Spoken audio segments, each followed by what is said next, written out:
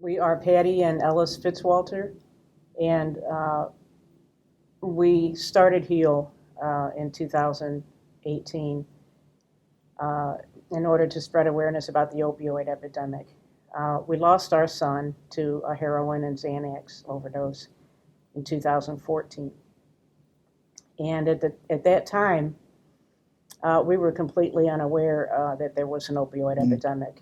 And we had no idea that these drugs were around. We hadn't heard the word heroin since the 70s. So we were completely blindsided by this whole thing. And Michael's,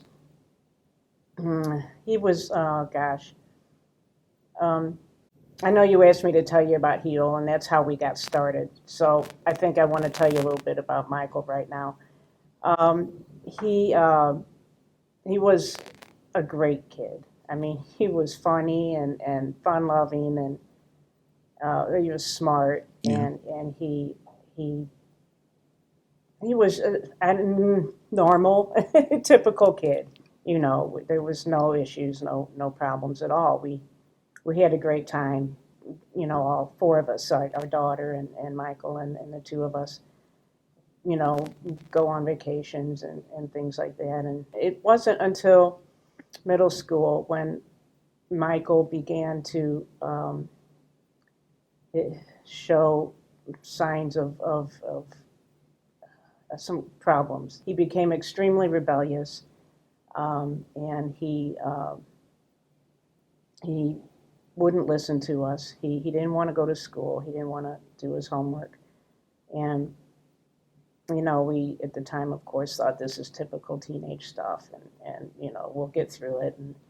But as time went on, it just seemed to get worse, and we didn't know how to get through to him. He wouldn't talk to us. He wouldn't tell us how he was feeling or what might be going on. So we decided to go the route of, you know, psychiatrists, counselors.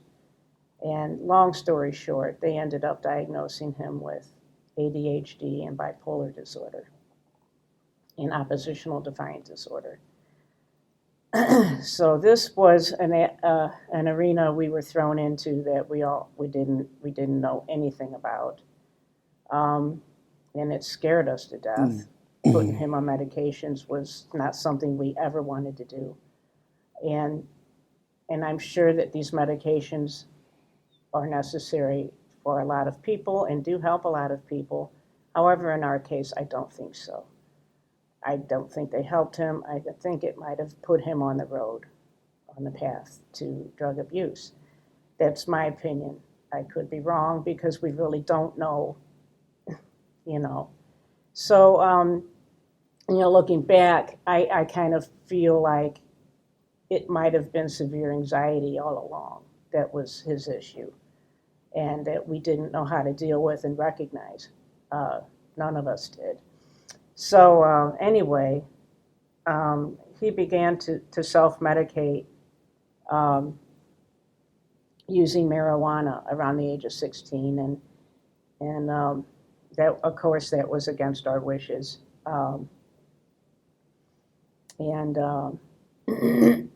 Michael was Michael. He was going to do whatever he wanted to do. Yeah, you know, there was no talking to him. He was so stubborn. He was so stubborn. And so, anyway, he was about 18 when we noticed that he was doing some kind of drug. We noticed there was an incident, you know, that happened with our daughter where he completely went into a rage, and he became abusive, and we knew then that it wasn't marijuana. It was something else he was doing, and we found out then that he had been getting Xanax from a friend, and he'd been abusing it. And so we talked to him, and we thought we got through to him. We thought we made him aware of the seriousness of this, of abusing this drug or any drug. And he said he apologized. He was sorry. He wouldn't do it anymore. And, you know, at that point, we're like, what do we do now? He needs help apparently with anxiety, so we sent him to the doctor. And well, the doctor prescribed him Xanax. So his being 18, we knew that the doctor couldn't talk to us unless Michael signed something saying that we could, and of course he wouldn't do that. So I emailed the doctor and told him he's been abusing this drug. Can you please help him with some other kind of drug that is not addictive or, can't be abused? I said, I understand you can't really discuss this with me, but I just wanted to make you aware of this. And his only response to me was noted. Yeah.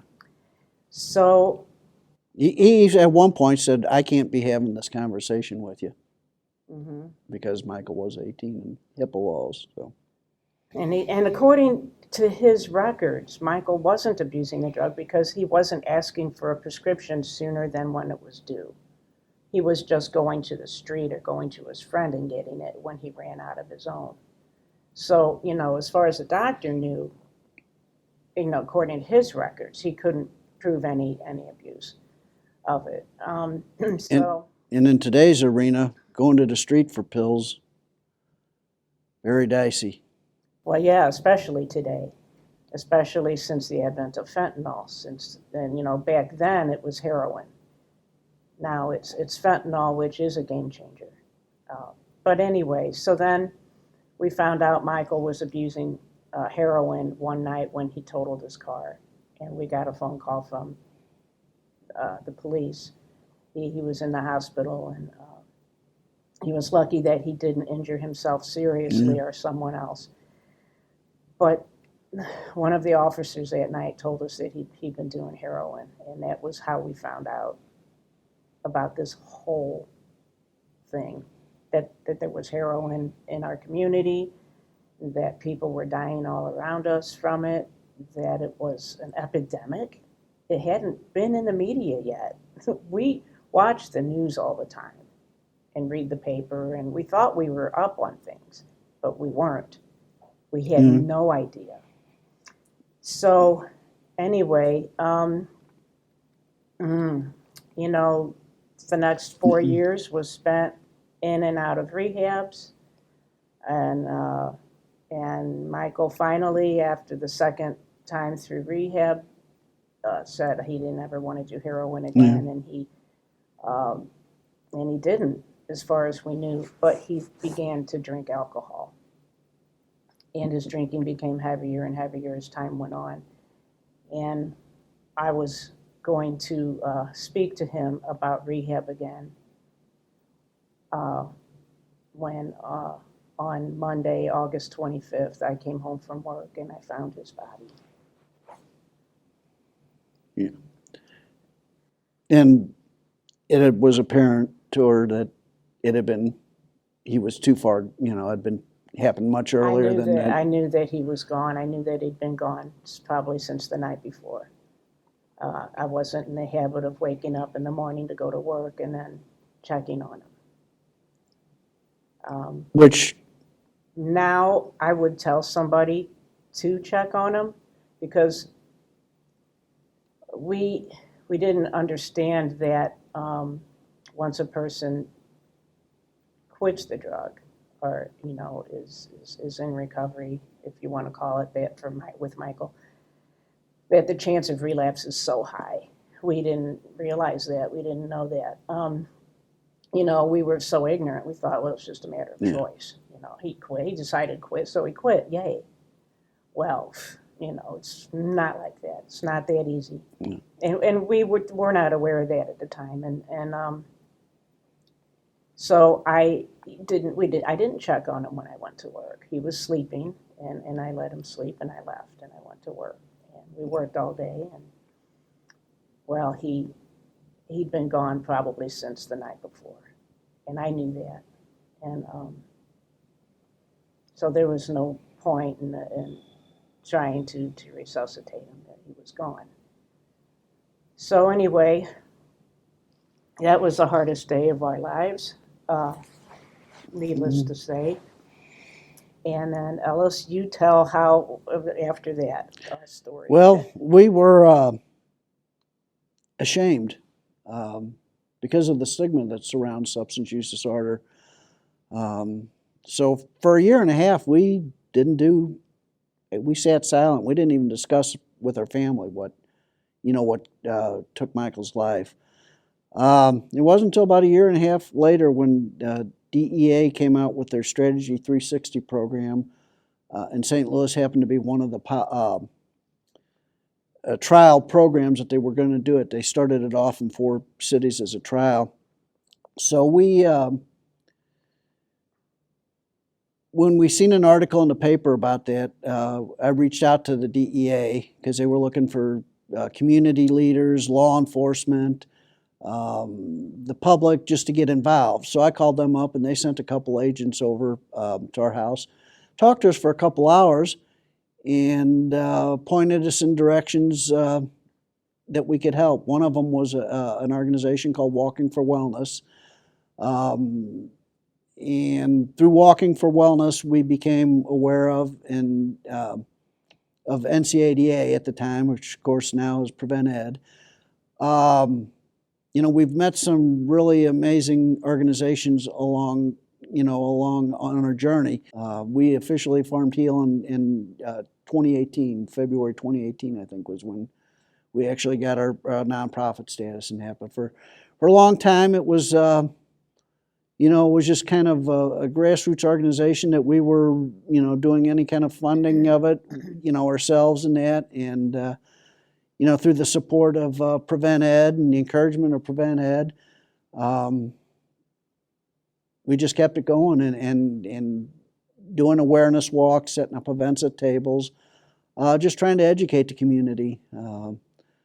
We try to provide, methods of harm reduction, distributing Narcan. We're both trained. Once again, thanks to Prevent+Ed, we're trained, had done the train to trainers program, so we can train other organizations and stuff how to use Narcan, a very important life-saving device, because if we can't keep those that suffer opioid use disorder breathing, there's no hope for recovery. And that's what we want. We want to ensure that people have the chance to recover.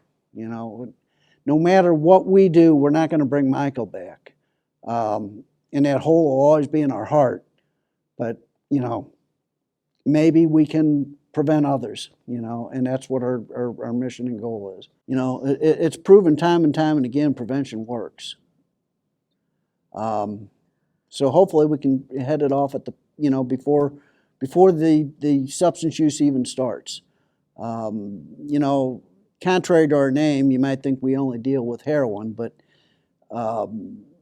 we've kind of expanded. We started off with the name of Heal Stop Heroin because that was, what Michael lost his life to. But as we've been on our journey, we've learned so much more. So we focus on substance use in general, whether it be illegal substances or even legal substances. So prevention works. I mean, seatbelt saves lives. I mean, that's a known fact. Bicycle helmets save lives. Prevention works. We can't. We still have to work on the recovery end of it and making those resources available. But let's try to head it off before it starts. And going back and thinking about all these things, there are so many things that we could have done differently that would have been better.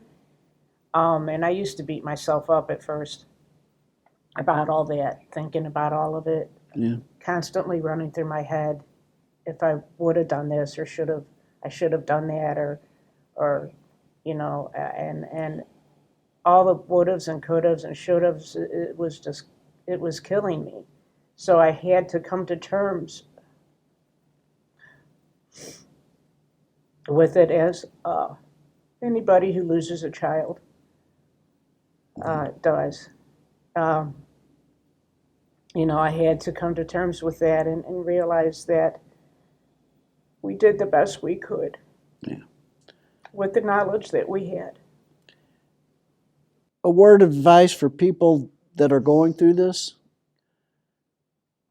You didn't cause it. You can't cure it. You can be there and support your loved one.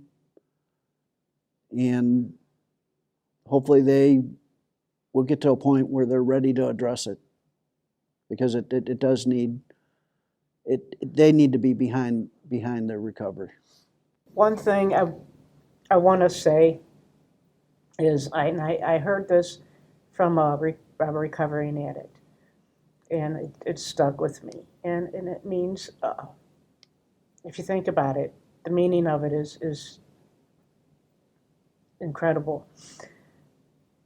When he was going through his active addiction, and his mother was trying to help him, and she, of course, as parents, we are right in that despair right with them. And Yeah. We're going through the disease as well. It's also killing us, not just them. He said, once, I'm going to try to get this out without crying. I'm sorry, I cry all the time. He said, once my mother began to take care of herself and bring herself up out of this, and get up and get dressed every day and go out and go to grief support groups and do what she could to help herself, I knew that I could do it. Oof, sorry. Yeah, and we want to thank everybody that's in this fight. There's, we got to work together. There's so many Prevent+Ed, Preferred Family Healthcare, DEA, and the list goes on and on. All the great people that we've met along our journey that are fighting the same battle.